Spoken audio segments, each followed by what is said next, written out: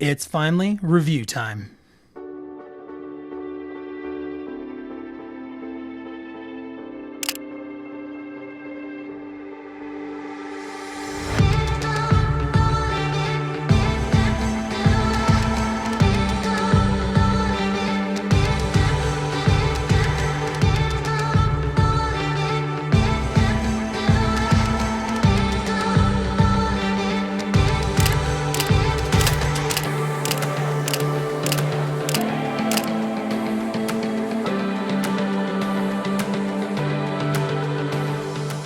Okay, it is finally time to sit down and share my opinion on the Nikon Z8 after using it for the last, well, basically since it came out in May. And I have basically gone through in this video and created a pros and cons list. We're going to alternate between the pros and the cons, and I'm going to share kind of what my experience has been with this camera. Mostly I shoot landscape photography. That's a lot of what this channel is about. I actually have a 3-hour guide on this camera for landscape photography. It's available for free on our channel, link below.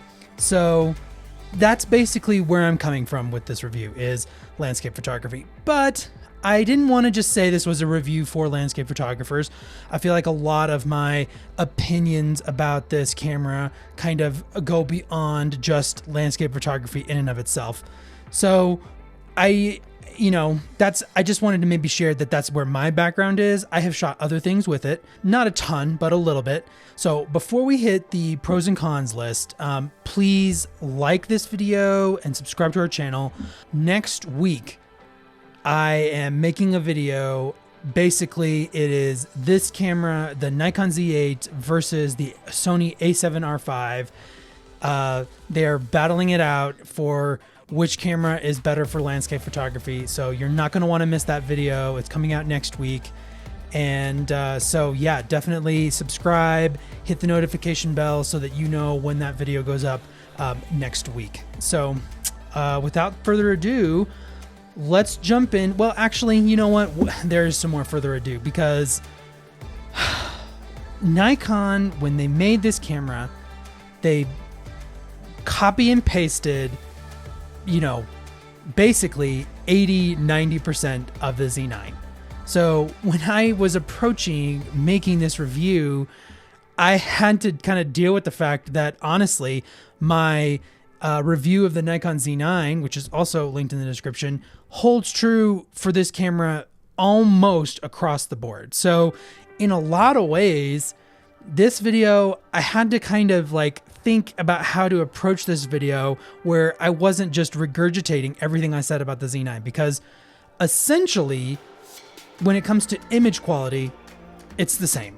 Go watch my image quality segment on the Z9 review and to know what my opinion on the image quality of this camera is.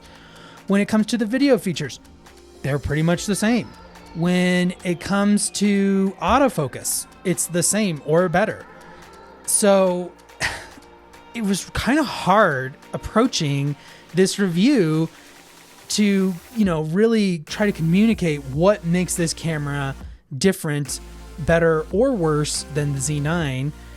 So essentially what I'm doing with this pros and cons list is I'm kind of trying to cover, as I've used this camera, what has stood out to me as really strong pro, what I've really liked, and what has stood out to me as maybe not so great, things I would maybe change or would have done differently if I were Nikon.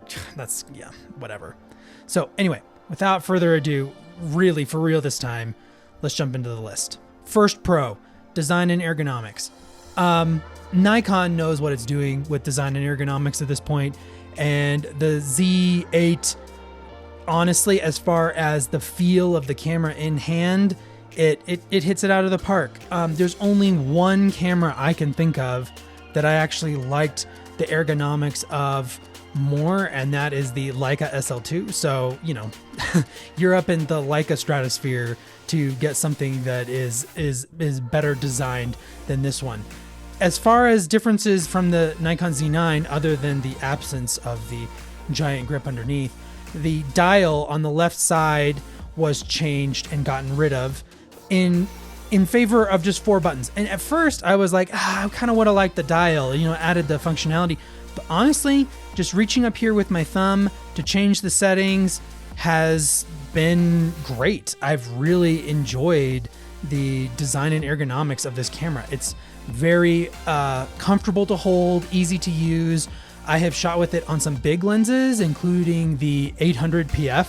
I did a little bit of shooting with the 800 PF, and it was very comfortable. So I never used the battery grip, because why would you use the battery grip and not just, get the Z9? But anyway, so the design and ergonomics of this camera are fantastic. It's Nikon, like I said, they nailed it. All right, con, build quality.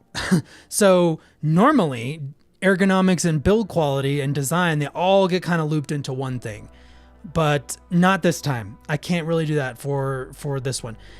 The build quality, no, it's not bad build quality. That's not what I'm saying.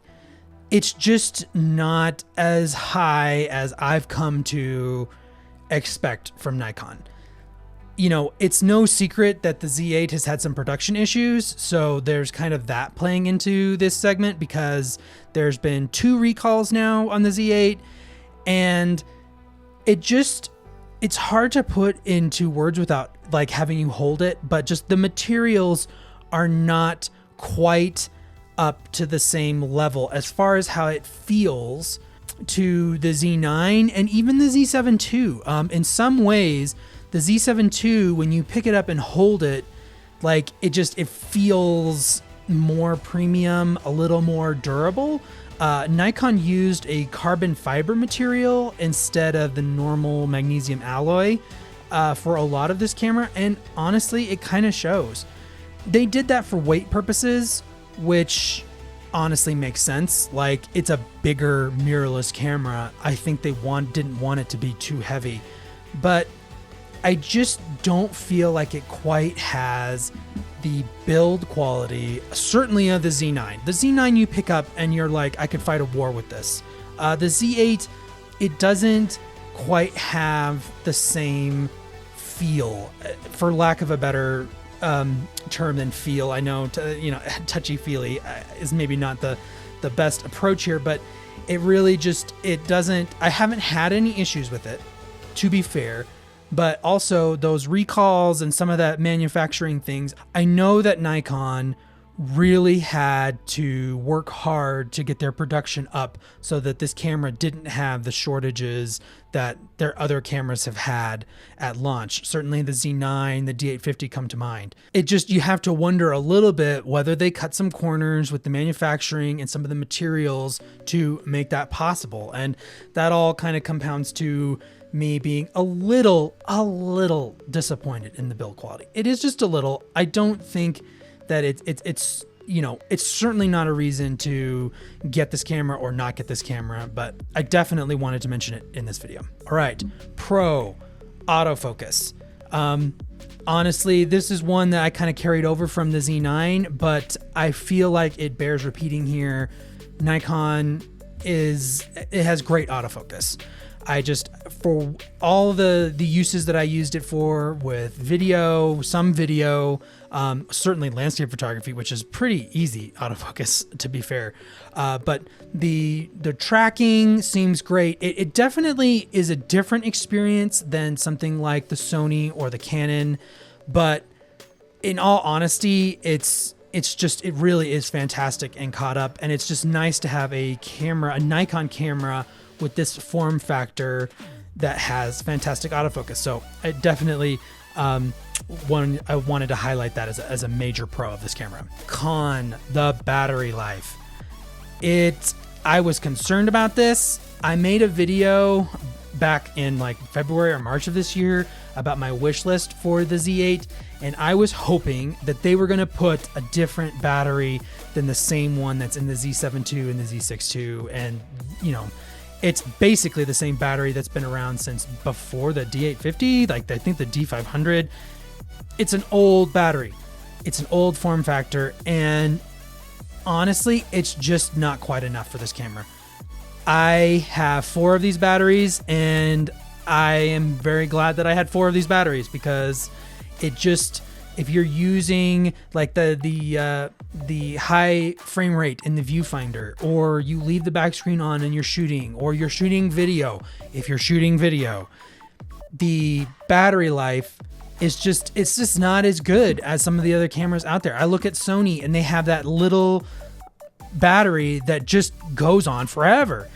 And this, I just feel like this was an opportunity for Nikon to be like, you know what? I understand backwards compatibility is important to our customers, but it's time to take a step forward and design from the ground up a new battery. They didn't do that. And honestly, this camera suffers for it, because the battery life just is not up to what I've come to expect. And certainly not the Z9. Like, the Z9 would just go on forever. And so it's kind of frustrating that they didn't do that. I feel like this was an opportunity to do it with this camera. So yeah, battery life, kind of a con. Pro, again, this is something that the Z9 has, but it bears, highlighting here, is this rear screen. Now, I understand for video shooters, you wish that had gone around, and like, I get it. Like, the rear flip screen, like kind of like the Sony A7R5 has, it would have been great. But I love this design. I do so much of my shooting from a tripod with the camera like this. And I love this design so much, and I just wish every camera had it. So this one's maybe kind of almost a personal note, but it's something that I've loved. And then the screen itself is just so bright and sharp and easy to use. It just is a wonderful experience, especially using from like a tripod, which as a landscape photographer I do all the time. Yeah, I love this. This rear screen has been like, it may sound like a little thing, but it's not a little thing to me. It's one of those details that make a big difference for me in using a camera. So yeah. Okay, con. The Nikon Z8 is just another 45 megapixel Nikon. So I understand 45 megapixels, it's great. I'm not saying that it needs to have more. It just is like, Nikon has so many 45 megapixel cameras at this point.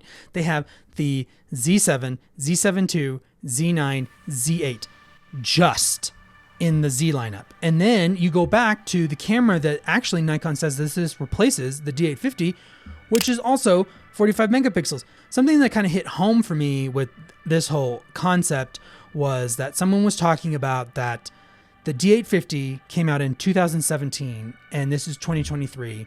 The D850's replacement-ish, the Z8. And normally you have that many years, 5 years, 5 or 6 years between, 6 years. I can do math. Between the, cameras coming out, you expect a huge difference in image quality. And that's just, it's the same. I use the D850 quite a bit, and this it's great image quality. It's fantastic image quality, but it's the same, and the resources are not being put into, expanding or improving image quality. And granted, do they need to? I'm not sure on that. That's a hard question. And next week, when we're comparing this camera to the A7R5 and it's, 61 megapixels, that might be something to talk about. But I look at this camera and I think, a missed opportunity a little bit, in so much as that it doesn't have a few more megapixels, or, something different than just 45 megapixels, the same. So, I love that it has ISO 64, base ISO 64, but so did the D850. So does the Z7 and the Z7 II and the Z9.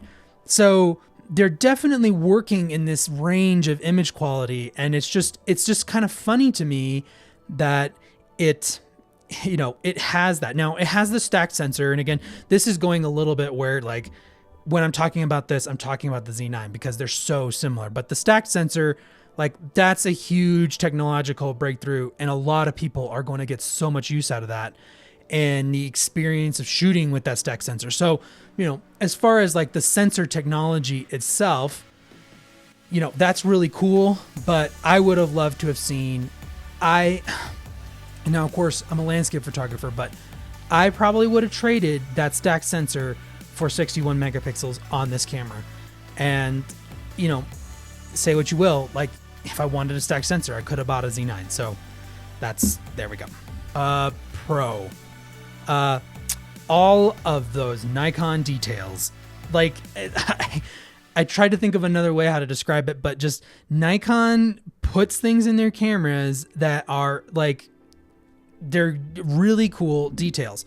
The sensor shield that protects the sensor, that's one. The backlit buttons, that's another one.